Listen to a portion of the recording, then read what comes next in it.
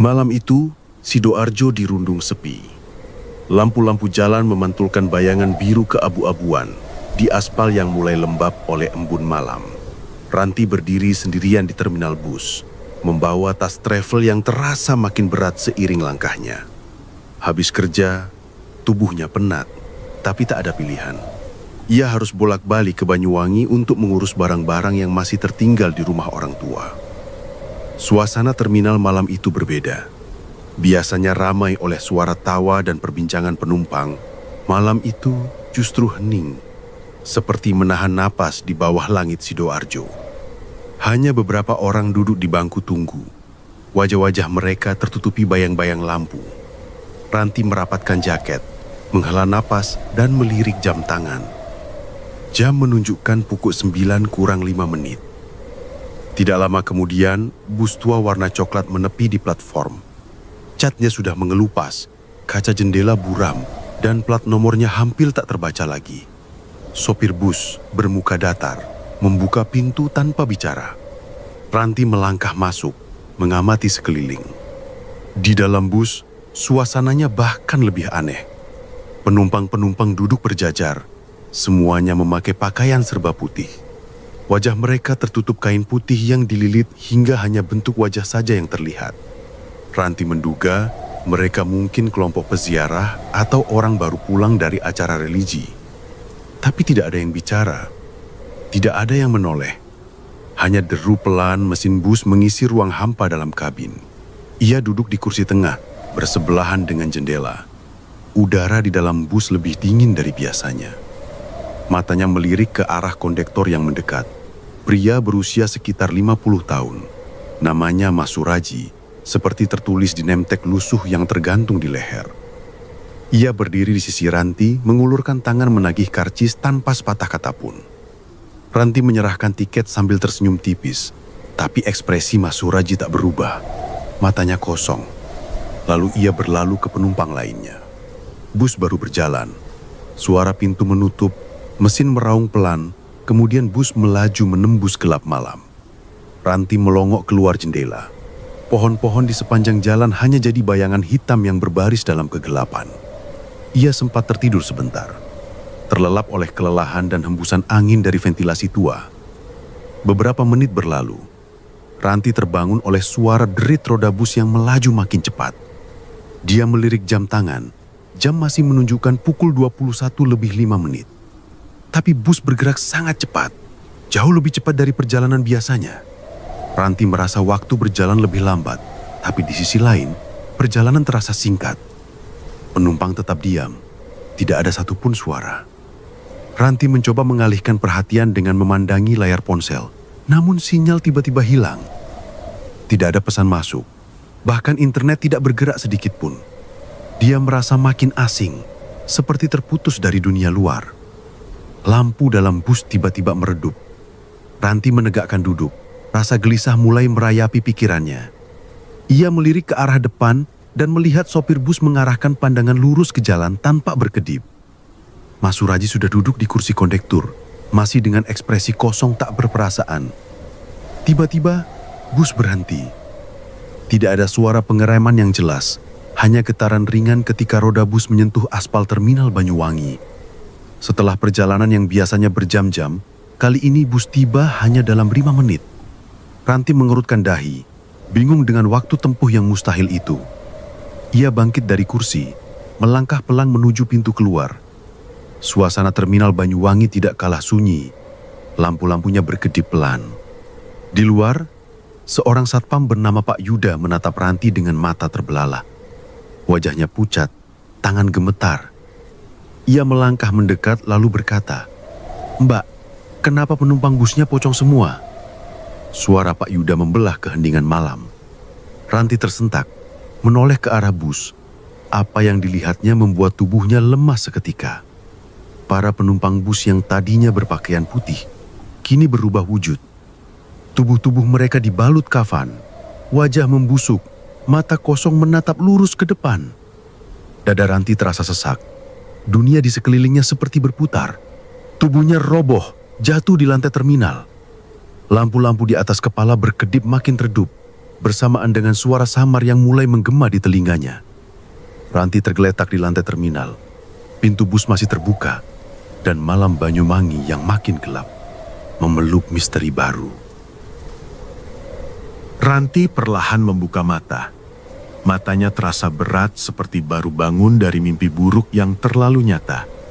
Suara samar, detak jam dinding, dan desahan napas seseorang menyambut kesadarannya. Ia tidak lagi berada di lantai terminal, tetapi berbaring di sebuah ranjang lipat di ruang jaga yang remang-remang. Aroma antiseptik menusuk hidung. Ruangan sempit dengan tirai plastik yang terbuka sebagian. Di sampingnya, seorang perempuan paruh baya mengenakan seragam staf terminal duduk sambil memegang gelas air putih. Wajahnya ramah namun tampak cemas. Ia menyodorkan gelas itu pada Ranti. "Minum dulu, Mbak. Yakinkan dirimu sudah sadar." Ranti menerima gelas dengan tangan gemetar. Air putih terasa sejuk di tenggorokan yang kering. Ia menangkap nama perempuan itu dari pindada, Bu Erna. "Terima kasih, Bu." Suara Ranti masih serak. Bu Erna tersenyum lemah. "Tadi Mbak ditemukan pingsan sama satpam di lantai terminal. Katanya habis keluar dari bus yang..." Suara Bu Erna tiba-tiba menurun, seperti ragu melanjutkan kalimat. Ranti masih terdiam. Kepalanya pusing. Memori dari bus tadi perlahan muncul. Gambaran penumpang berpakaian putih, wajah tertutup kain, perjalanan singkat lalu berubah jadi pocong. Ia menghela napas panjang, mencoba menata kata-kata. "Bu, tadi bus itu..."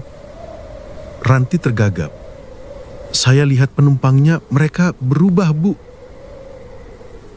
Bu Erna hanya mengangguk pelan, tapi bola matanya bergerak gelisah.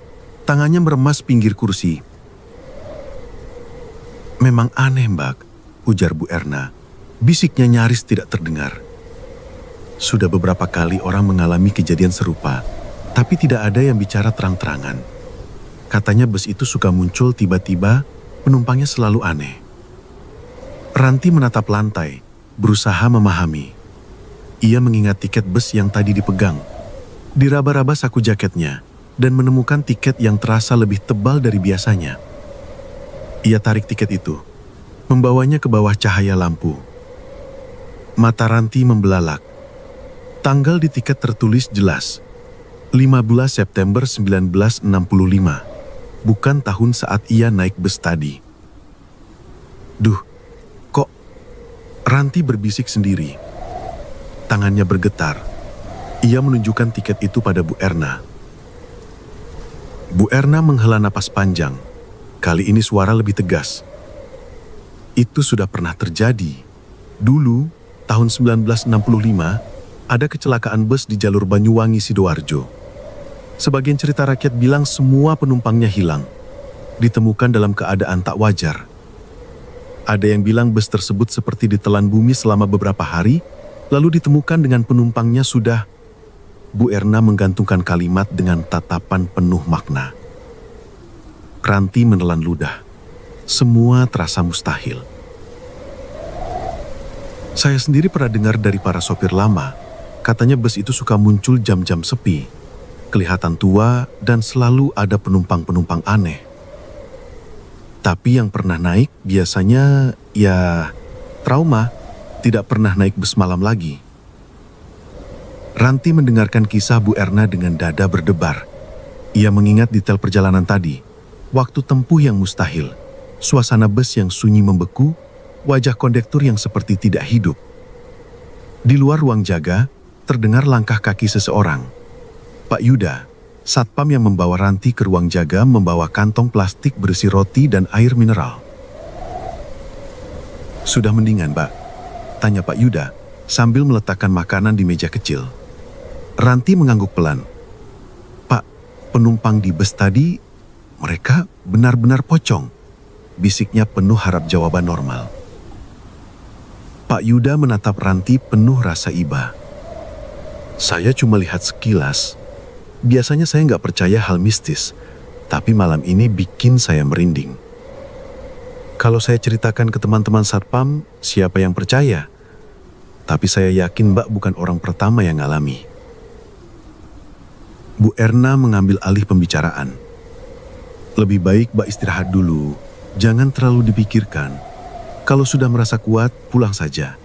Tapi jangan sendirian, hubungi keluarga atau pesan taksi. Bayangkan, trauma seperti ini bisa lama hilangnya. Ranti hanya mengangguk. Dalam hati ia tahu malam ini akan jadi batas baginya. Ia mulai merasa kalau ada yang tak beres sejak awal perjalanan. Setelah sejam istirahat, Bu Erna menawari Ranti makanan sederhana dan membawa ponsel terminal untuk telepon keluarga. Sinyal sudah kembali walau baterai ponsel Ranti hampir habis. Sebelum pergi, Ranti memandang tiket bus yang tadi digenggam. Ia simpan dalam dompet. Mungkin suatu saat harus mengingat, mungkin juga lebih baik dilupakan. Saat keluar dari ruang jaga, angin malam menerpa tubuhnya. Terminal Banyuwangi kini lebih sepi dari sebelumnya. Lampu jalanan berpendar biru keabu-abuan, samar-samar di ujung pandang. Ranti berjalan menuju tempat penjemputan sambil sesekali menoleh ke arah bus tua yang sudah hilang dari terminal. Ranti meninggalkan terminal dengan langkah berat. Tiket bus tahun 1965 tersimpan rapi di dompet, dan bayangan pocong perlahan mengabur di kegelapan malam Banyuwangi. Pulang dari terminal Banyuwangi, Ranti duduk terdiam di kursi belakang mobil yang dikendarai kakak sepupunya. Malam itu, setiap kilasan lampu jalanan seolah membentuk bayangan pocong di sudut matanya. Ia pulang dengan kepala berat, tubuh lemas, dan rasa janggal yang belum juga pergi. Rumah orang tuanya di pinggir kota menjadi pelarian sementara. Beberapa hari berlalu, namun trauma dari malam bus itu semakin dalam, tidak hilang meski hari berganti. Ranti sering terbangun tengah malam dengan nafas tersengal, tubuh dibasahi keringat dingin. Setiap ia menutup mata, wajah-wajah penumpang bus berpakaian putih muncul mengitari dirinya. Ia mendengar bisikan yang samar, suara nafas berat dari balik kafan. Ibu Siti, sang ibu, kian cemas. Selalu mengajak bicara, namun Ranti sulit menjelaskan. Lebih sering ia memilih duduk termenung di ruang tamu, menatap tiket bus tahun 1965 yang sekarang jadi benda penuh misteri di dompetnya. Suatu sore, Pak Sumali, ayahnya, datang membawa minuman hangat. Ia duduk di sebelah Ranti, lirih berkata, "Kalau ada yang mengganggu, cerita ke Bapak, jangan disimpan sendiri." Ranti akhirnya membuka suara pelan. "Malam itu di bus, semua penumpangnya berubah jadi pocong. Aku pingsan di terminal. Tiket aku bertanggal 1965, Pak. Rasanya nggak nyata." Pak Sumali tertegun. Ia menatap wajah putrinya, lalu menunduk dalam. "Zaman dulu Bapak pernah dengar kisah kecelakaan bus Patasari.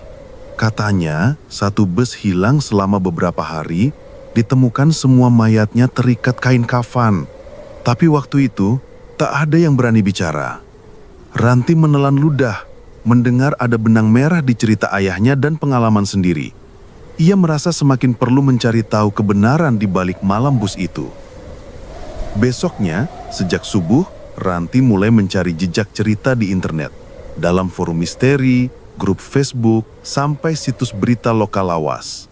Ia menemukan beberapa thread lama tentang bus misterius, namun mayoritas sudah dihapus atau tidak aktif. Meski begitu, 1-2 pengguna menceritakan pengalaman serupa, naik bus malam, waktu tempuh tak masuk akal, penumpang aneh, dan perasaan seperti masuk dunia lain. Ranti mencatat tiap detail di buku diari kecil. Ia mengumpulkan testimoni para mantan penumpang dan catatan kecil tentang kecelakaan bus Patasari jalur Sidoarjo Banyuwangi tahun 1965. Berbekal berita digital, ia juga mendapati bus itu milik perusahaan angin malam yang sudah lama tutup dengan kisah ditutup-tutupi otoritas saat itu. Di rumah, gejala aneh mulai muncul. Kadang Ranti melihat bayangan putih berdiri di pojok kamar saat malam. Kain putih tergantung aneh di jemuran, tersapu angin malam. Televisi hidup sendiri pukul 21.05 menampilkan channel gelap dengan suara berdesis. Jam digital Ranti selalu sulit diatur, kembali ke jam yang sama setiap malam. Ibu Siti sempat memanggil Ustadz untuk memberi pengajian singkat di rumah, berharap suasana jadi lebih tenang. Tapi setiap kali malam tiba, rasa cemas tetap menghantui Ranti. Ia makin yakin ada sesuatu dari masa lalu yang belum tuntas. Pak Sumali turut ambil bagian, mencoba bertanya ke tetangga tua yang dulunya sopir angkutan. Dari sana, ia mendapat kabar bahwa bus Patasari adalah bus terakhir yang beroperasi di jalur itu. Seringkali masyarakat mendengar deru mesin di tengah malam, padahal tidak ada bus lewat sama sekali. Malam-malam berikutnya, Ranti memasang alarm, berusaha tidur lebih awal, tapi tiap terlelap, ia terbangun oleh suara langkah-langkah dari lorong rumah. Ia pernah mencoba video call dengan teman kampusnya, tapi koneksi selalu gagal jika jam sudah masuk pukul 9 malam. Setiap pagi, ia makin lelah, matanya sembab. Dalam hati, Ranti bertekad harus menemukan jawaban. Apa sebenarnya yang terjadi di bus malam itu? Kenapa dirinya yang dipilih? Dan apa makna tiket bertanggal 1965 yang masih ia genggam erat? Ia putuskan membuat laporan pribadi, mengumpulkan bukti mulai dari tiket, catatan ayahnya, screenshot forum internet, serta foto-foto aneh di dalam rumah. Ranti menatap layar laptop yang tiba-tiba mati sendiri tepat pukul 21.05 malam. Kegelapan menyelimuti kamar. Di luar jendelanya, ia seolah melihat bayangan bus tua melintas perlahan di bawah sinar lampu jalan. Sejak kejadian laptop mati misterius itu, hari-hari Ranti makin berat. Trauma yang awalnya hanya datang di malam hari, kini perlahan merayap ke siang. Tak peduli matahari bersinar terang. Setiap waktu luangnya, ia selalu curiga ada sesuatu yang mengawasi. Sesuatu dari balik tirai dunia nyata. Pagi itu, Ranti berdiri di jendela kamar, menatap halaman rumah yang lengang. Jemuran bergoyang oleh angin tipis. Namun, kain putih yang digantung Ibu Siti untuk penutup bantal, menari seolah membentuk bayangan orang. Kilatan perasaan tak nyaman muncul, tapi Ranti berusaha mengusirnya. Hari berjalan normal, sampai sore tiba. Ranti menemani Ibu Siti ke pasar. Di tengah perjalanan pulang, saat melewati halte tua yang kini jarang digunakan, ia memperhatikan sudut bangku di bawah lampu jalan. Seorang pria duduk membelakangi mereka, mengenakan pakaian serba putih, wajah tertutup kain. Ia tak bergerak sedikit pun. Posisinya terlalu lurus, terlalu hening untuk ukuran halte ramai. Ranti mempercepat langkah, sesekali menoleh. Tapi ketika mereka lewat, pria itu menghilang, seperti bayangan yang lenyap ditelan cahaya jalanan. Ranti menahan napas, tak berani bicara ke Ibu Siti yang jelas-jelas tidak menyadari apapun. Malam itu, Ranti duduk sendirian di ruang tamu. Beberapa kali ia mendengar suara bisikan dari arah dapur. Ia coba hiraukan, tapi getaran aneh dimulai ketika jam digital di ruang tamu tiba-tiba berubah panel, menampilkan pukul 21.05.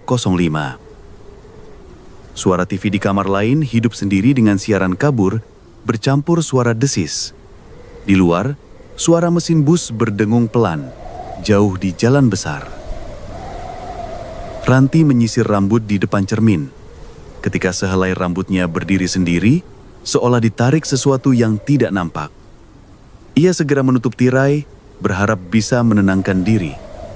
Namun begitu ia berbalik badan, terlihat di lantai kamar serpihan tiket bus berusia tua, warnanya kecoklatan, tulisan tahun 1965 samar di pojok. Ranti bergidik, memungut tiket itu, memeriksa dompet, tiket aslinya masih di sana.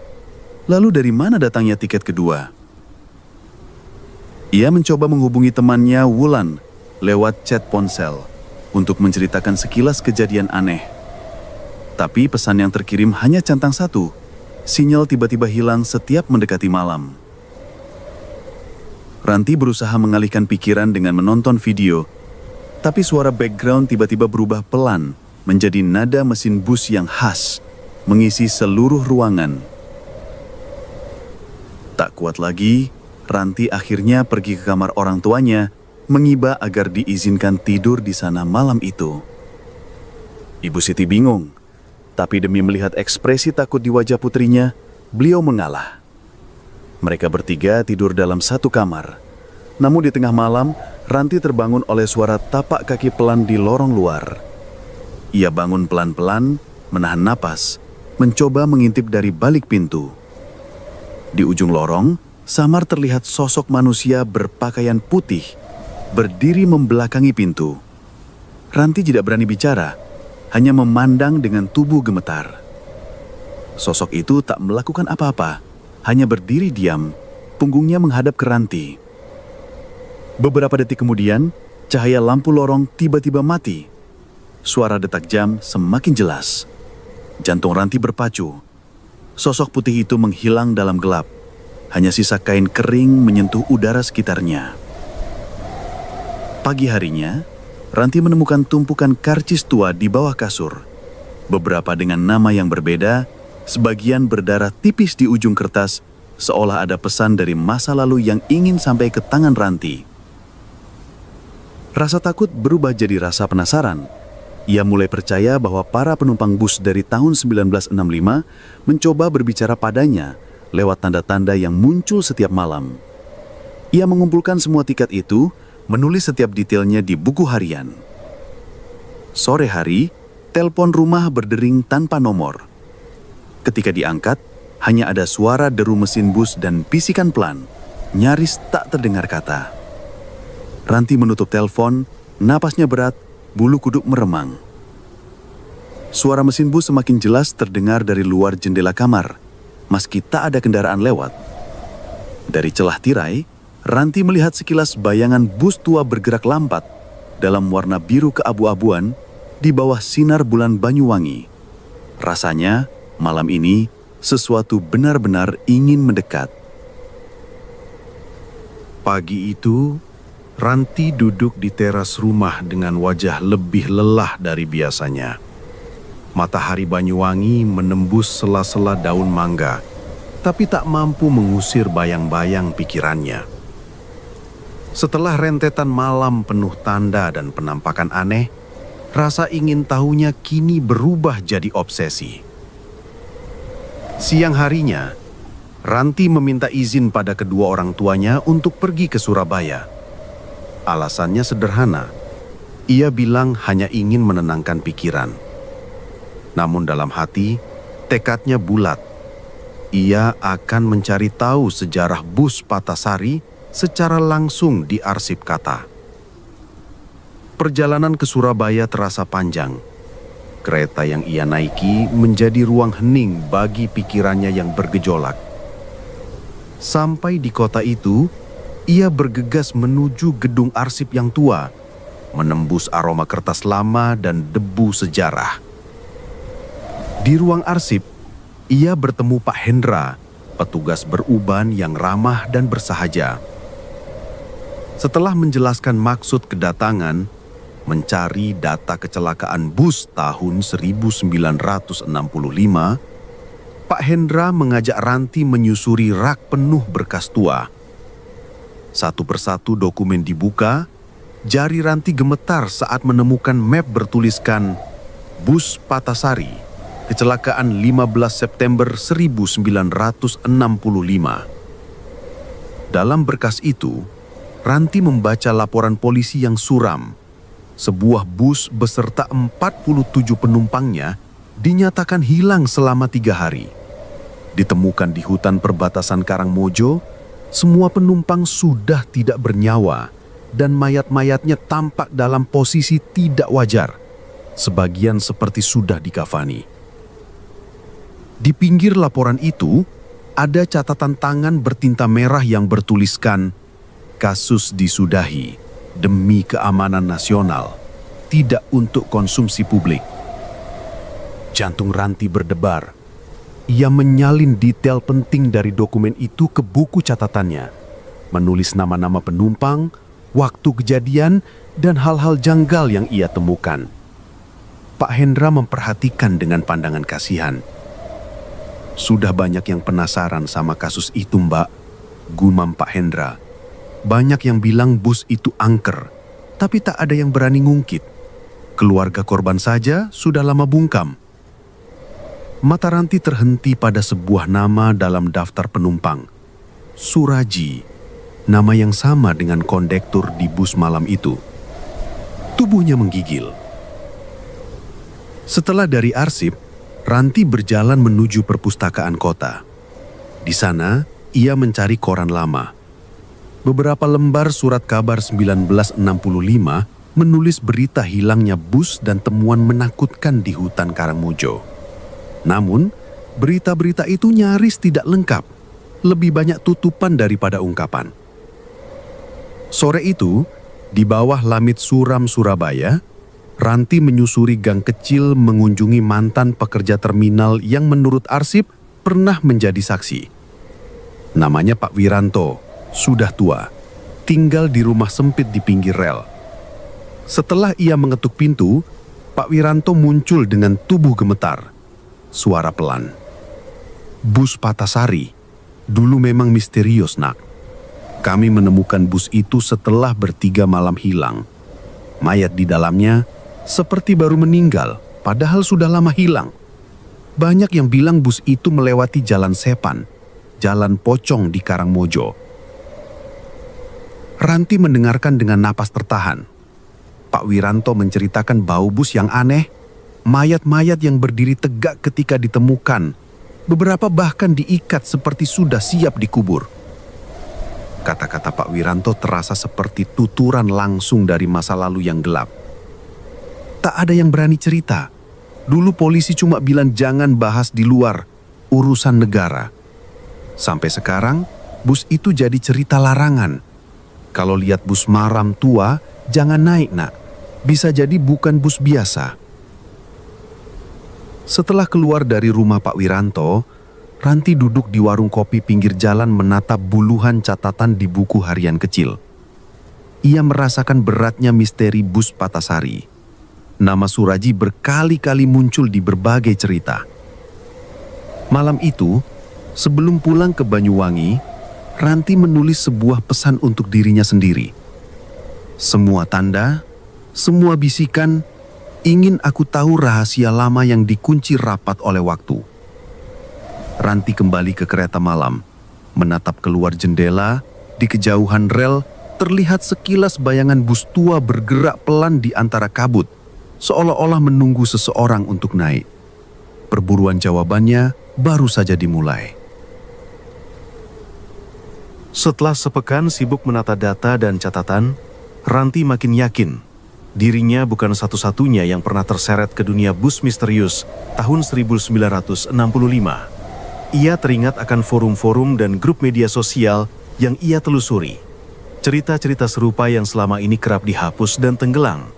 Satu malam, dengan niat mencari kebenaran, Ranti memutuskan menulis posting anonim di grup cerita misteri Banyuwangi. Pesan Ranti pelan-pelan mendapat respon. Ada 3 orang yang menghubungi dengan nama samaran, Dedi, Wulan, dan Pak Iman. Mereka sepakat bertemu di sebuah kafe tua di pinggir jalan. Tempat lampu-lampunya redup, dengan aroma kopi dan dinding penuh catatan cerita horor lokal. Wulan, mahasiswi dengan mata besar penuh ketakutan, duduk gelisah menggenggam gelas kopi. Ia bercerita pertama kali. Suaranya pelan. Aku naik bus malam 2 tahun lalu, pulang dari Surabaya. Di dalam bus, semua penumpang pakai putih, nggak ada yang bicara. Aku kira peziarah juga. Tapi begitu turun di terminal, mereka jadi pocong semua. Setelah itu, aku trauma tiap malam. Kadang masih lihat penampakan di cermin kamar. Dedi, sopir taksi berumur 42 tahun, menimpali. Rasanya kayak masuk dunia lain. Aku pernah ngantar penumpang ke terminal malam hari, tiba-tiba aku lihat bus tua berhenti. Penumpangnya nggak bergerak, nggak lihat kemana-mana. Sampai sekarang, aku masih suka dengar suara mesin bus, padahal nggak ada bus lewat.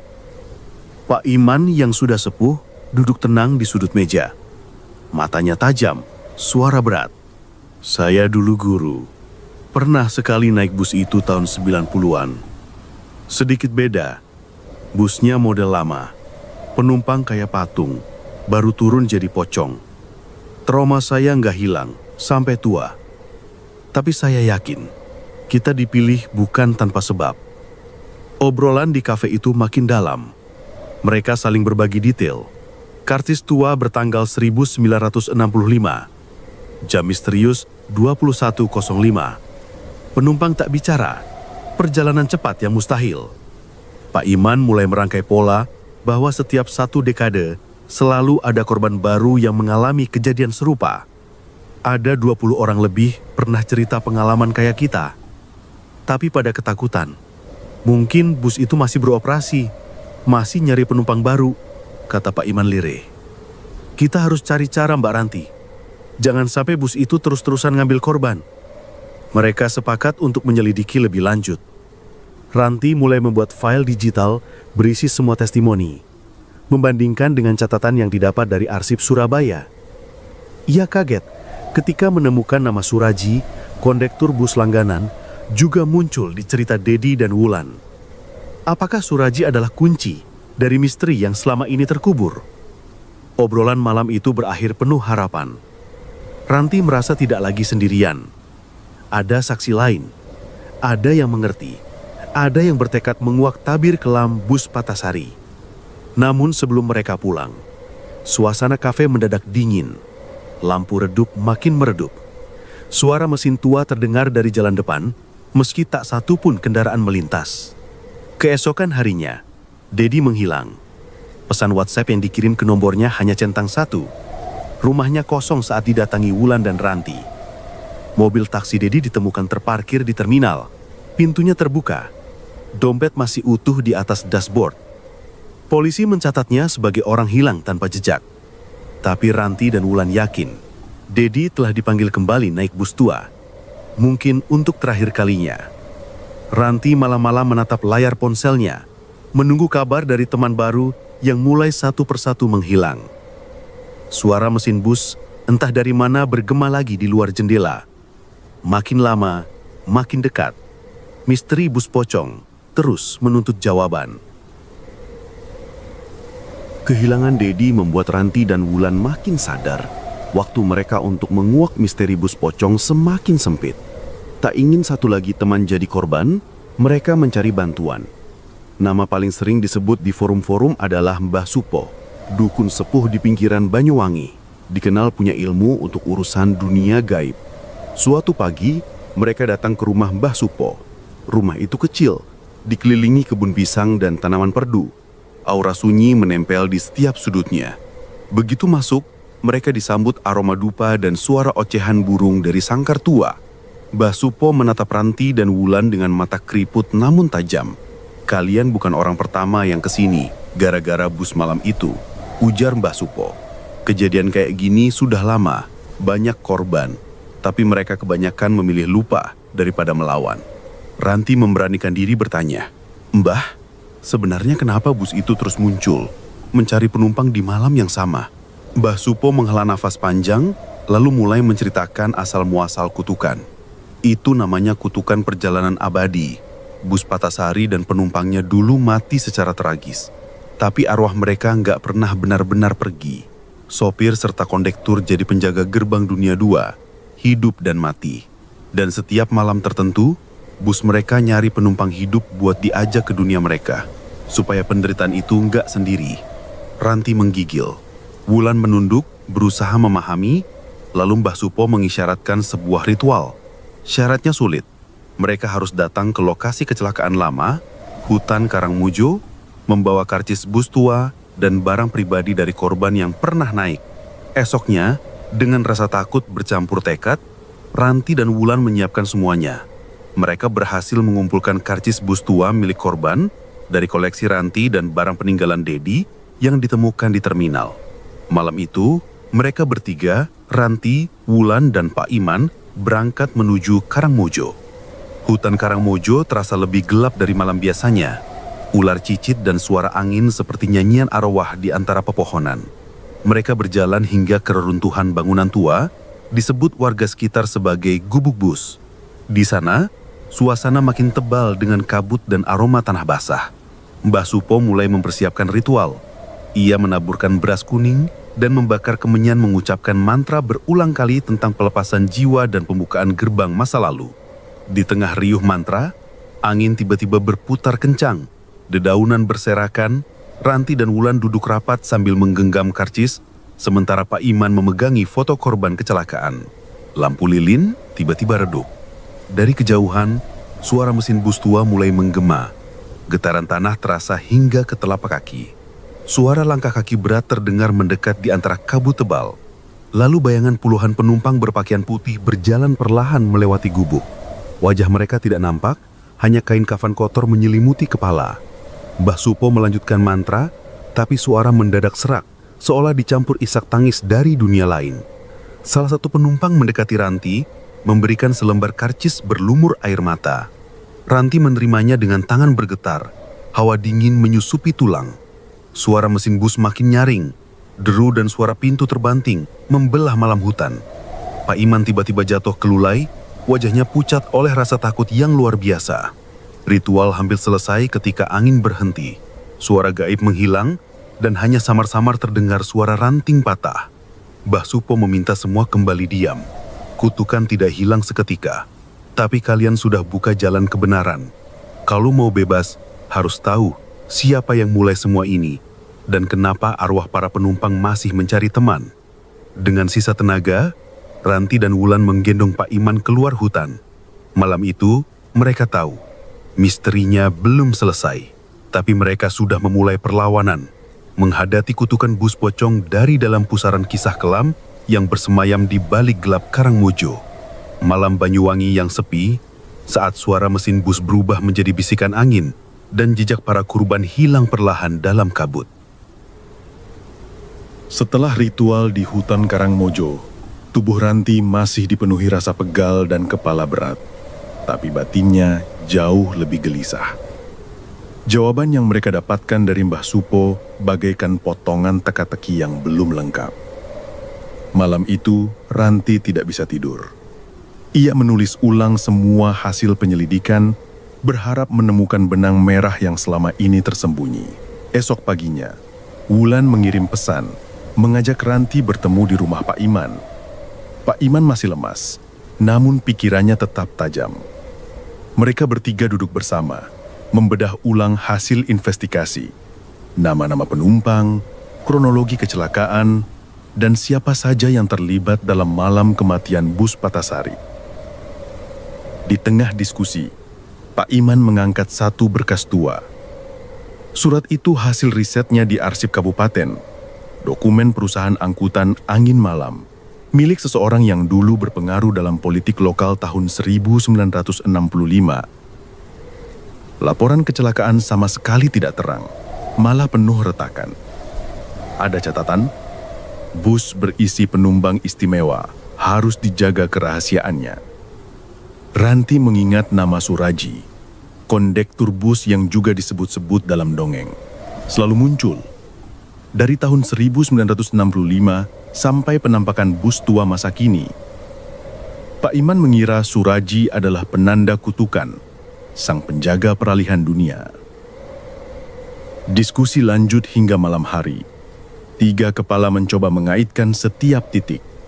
Wulan tiba-tiba menunjuk ke sebuah nama dalam daftar korban. Beberapa adalah orang-orang yang berseberangan secara politik dengan rezim lama. Kata-kata Mbah Supo terngiang. Kutukan lahir bukan dari kecelakaan semata, tapi dari kebencian dan pengkhianatan. Perlahan rahasia terungkap, bahwa malam tragedi itu bukan semata kecelakaan. Ada penumpang yang tidak seharusnya naik. Ada motif membunuh dan menghilangkan dalam gelap. Bus Patasari berubah jadi wadah dendam yang tak pernah selesai. Seluruh penumpangnya terjebak dalam siklus kutukan yang menuntut pengakuan, bukan sekedar pelepasan. Bulan bicara lirih. Jadi, kutukan bus ini bukan hanya penumpang meninggal tanpa sebab, tapi mereka menginginkan kebenaran terbuka, agar arwah mereka bisa benar-benar pergi. Pak Iman menambahkan, selama sejarahnya dirahasiakan, akan selalu ada jiwa baru yang terseret. Bus malam itu akan terus mencari korban untuk membawa cerita ke permukaan. Dengan sisa tenaga riset, mereka mencari keluarga korban yang masih hidup.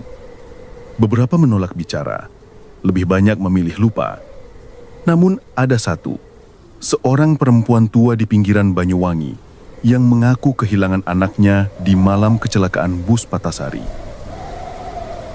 Aku tahunya anakku cuma dibilang hilang. Tidak ada lagi kabar. Surat-surat hilang, rumah didatangi orang berseragam, lalu semuanya sepi. Kisah perempuan itu dengan suara penuh duka. Ranti menulis ini, berjanji menyusun laporan untuk nantinya diangkat ke publik. Ia, Wulan dan Pak Iman sadar, selama kutukan bus Patasari belum diakui sebagai bagian sejarah, kisah para penumpang tidak akan usai. Malam itu, Ranti menerima pesan aneh di ponselnya. Hanya deru suara mesin dan bisikan pelan. Ia gemetar, namun bertekad bahwa langkah berikutnya adalah menghadapi kutukan dan menguak kebenaran secara terbuka. Di tengah sunyi rumah Pak Iman, saat 3 sekawan menatap lembaran laporan berdebu dan bulir-bulir air mata jatuh di atas daftar nama yang sudah lama terkubur bersama misteri bus pocong Banyuwangi. Subuh menjelang, udara Banyuwangi terasa dingin dan syarat embun. Mata Ranti menyusuri lembaran laporan yang tersusun rapi di lantai kamar. Semalaman ia mengetik, mengedit, dan merevisi naskah investigasi yang kelak, bila tak ada halangan, akan ia kirim ke media lokal. Di tengah kelelahan, Ranti memandangi karcis bus tua bertanggal 1965, benda kecil yang kini jadi saksi sekaligus simbol ketukan. Tak jauh dari situ, handphonenya berkedip, tanda pesan baru masuk. Sebuah email dari redaksi media, mereka tertarik pada kisah misteri Bas Patasari, meminta detail tambahan dan bukti nyata. Ranti mengabari Wulan dan Pak Iman, mengajak mereka berkumpul di rumahnya untuk mempersiapkan dokumen, foto, dan rekaman wawancara keluarga korban. 3 sekawan itu menyusun strategi, memilih bukti paling kuat dan menyusun narasi yang tidak hanya menakutkan, tetapi juga menyentuh dan menggugah. Menjelang siang, Pak Iman mendapat kabar dari seorang narasumber baru, Pak Hasan, mantan anggota militer tahun 60-an. Mereka bertiga berangkat ke rumah Pak Hasan, rumah kecil yang dipenuhi aroma kopi hitam dan foto hitam putih masa lalu. Pak Hasan bicara pelan, suara berat bergetar menahan kenangan. Bus itu dulu dipakai mengangkut orang-orang penting dan beberapa warga biasa yang terkena imbas situasi politik. Malam kecelakaan, terjadi keributan besar. Ada yang dipaksa naik, ada yang menangis. Satu bus hilang, dan semuanya seperti dilengapkan.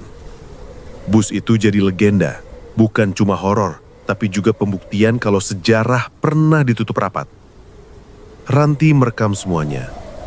Wulan bertanya pelan tentang Suraji, kondektur garib yang selalu muncul. Pak Hasan diam sebentar lalu berkata, Suraji memang kondektor asli bus itu, tapi setelah kecelakaan, keluarganya pun juga hilang jejak. Ada yang bilang Suraji jadi penjaga antara dunia kita dan dunia para korban. Arwahnya menuntut supaya tragedi Bas Patasari dikenang, bukan dilupakan. Usai wawancara, mereka kembali menyusun laporan utama. Ranti mengikat semua benang cerita, kecelakaan, konspirasi, dendam yang jadi kutukan, hingga suara bas misterius di malam hari. Ia menulis dengan harapan bukan hanya rasa takut, tetapi pengakuan atas sejarah yang selama puluhan tahun berusaha dia hapus. Malam harinya, laporan resmi mereka kirim ke redaksi dan forum-forum kisah misteri. Tak lama, pesan-pesan masuk. Beberapa mantan keluarga korban menghubungi, mengucapkan terima kasih karena ada yang berani bicara soal malam kelam 1965. Namun, di sebalik harapan, malam itu Ranti kembali diganggu oleh suara deru mesin bas dan bisikan pelan di jendela kamarnya. Tiket tua yang disimpan dalam dompet terlihat lebih kusam. Ia mendengar suara langkah kaki di lorong, diikuti dinginnya angin yang menyusup kamar. Di luar, petir menyambar sesaat. Ranti terbangun dari tidurnya, mendapati secari kertas baru di bawah pintu. Ada satu kebenaran yang belum kau sentuh. Temui aku di terminal pukul 21.05. Malam mengabur, rahasia semakin dekat, dan Ranti tahu satu langkah lagi menuju jawaban sejati. entah ke dunia bus pocong atau ke pengakuan penuh atas sejarah yang gelap itu. Jam di dinding berdetak belan membawa waktu menuju malam itu. Ranti duduk terpaku di sisi tempat tidur, menimbang tiket bus tua bertanggal 1965 yang kini keriput dan tipis. Secarik pesan di bawah pintu. Temui aku di terminal, pukul 21.05. Masih terpampang di meja.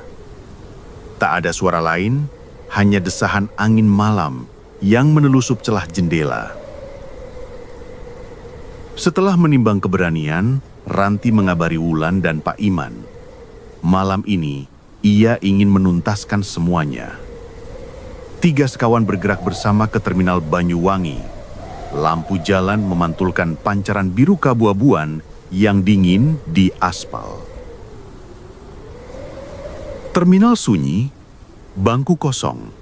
Bayang-bayang panjang membentuk pola aneh di lantai. Jam tangan Ranti menunjukkan 21.04. Saat detik terakhir bergulir, terdengar suara mesin bus yang khas. Menggelegar pelan, datang dari kejauhan. Bus tua berwarna coklat mendekat dan berhenti tepat di hadapan mereka. Pintu bus terbuka dengan bunyi berat yang dalam. Di dalam, penumpang-penumpang diam, kembali mengenakan serba putih. Wajah mereka tertutup kain kafan. Di kursi depan, Suraji duduk, matanya kosong menembus gelap. Dengan tangan gemetar, Ranti naik ke bus, diikuti Wulan dan Pak Iman. Perjalanan dimulai. Bus melaju tanpa suara. Hanya dengung mesin yang pelan mengisi kabin. Jendela-jendela berembun. Luar berubah jadi kabut tebal. Semua terasa seperti dunia lain. Waktu berjalan lambat. Detik menjadi menit. Menit jadi bayangan. Suranji menoleh perlahan. Matanya tidak lagi kosong. Ia menatap Ranti. Suara lirih seperti bisikan angin. Malam ini, kutukanmu akan diadili. Jadikan pengalaman kami nyata. Buka gerbang pengakuan. Di satu titik, bus berhenti di depan reruntuhan hutan Karangmojo. Tempat tragedi terjadi 50 tahun lalu. Para penumpang turun satu persatu, bergerak ke hutan. Kafan mereka berkibar diterpa angin pekat. Pak Iman mendekat, menunduk di depan Suraji. Kami ingin mengakhiri ini, bukan cuma untuk diri sendiri, tapi untuk kalian yang belum terlepas. Suraji tidak bicara, hanya mengangguk, lalu menoleh ke penumpang lain. Wulan memegang tangan Ranti erat dan berbisik. Kita harus siap apapun yang terjadi malam ini. Saat bus kembali berjalan, suasana terasa berubah. Kabin diisi gemuruh tangis dan bisikan pilu para penumpang lama. Tiket di tangan Ranti perlahan bercahaya. Tulisan tahun 1965 memudar dan berganti jadi dikenang, bukan dilupakan. Ranti menatap keluar jendela. Dalam kabut, ia melihat bayang-bayang orang yang kerap muncul di rumah, halte, dan lorong malam. Semua melangkah bersama menuju cahaya di ujung hutan. Wajah mereka perlahan tenang, bus berhenti sekali lagi di depan pintu terminal. Waktu menunjukkan pukul 21.10. Ranti, Wulan, dan Pak Iman turun perlahan. Langkah mereka berat, tubuh seperti kehilangan sebagian beban yang selama ini menekan. Suraji menatap dari jendela bus, lalu bercakap tanpa suara. Cerita kami telah keluar dari kegelapan. Kutukan bus Patasari, malam ini kau pecahkan. Dengan pengakuan, bukan ketakutan. Bus perlahan menjauh, lampu-lampu kuning makin pudar, kabut menyelimuti semuanya. Terminal kembali sepi. Langkah 3 sahabat berjalan pulang dengan hati yang lega dan pikiran yang masih dipenuhi banyak tanya. Namun satu hal pasti, Malam itu mereka telah menuntaskan satu bab kelam sejarah yang terlalu lama disembunyikan. Di rumah Ranti menulis laporan terakhir. Setiap kali ia menutup mata, suara mesin bus terdengar pelan di kejauhan. Namun tidak lagi menakutkan, hanya jadi pengingat bahwa keberanian menang atas rahasia. Dan sejarah tidak akan pernah dilupakan. Malam di Banyuwangi perlahan runtuh menuju fajar. Kisah bus pocong memasuki bab baru.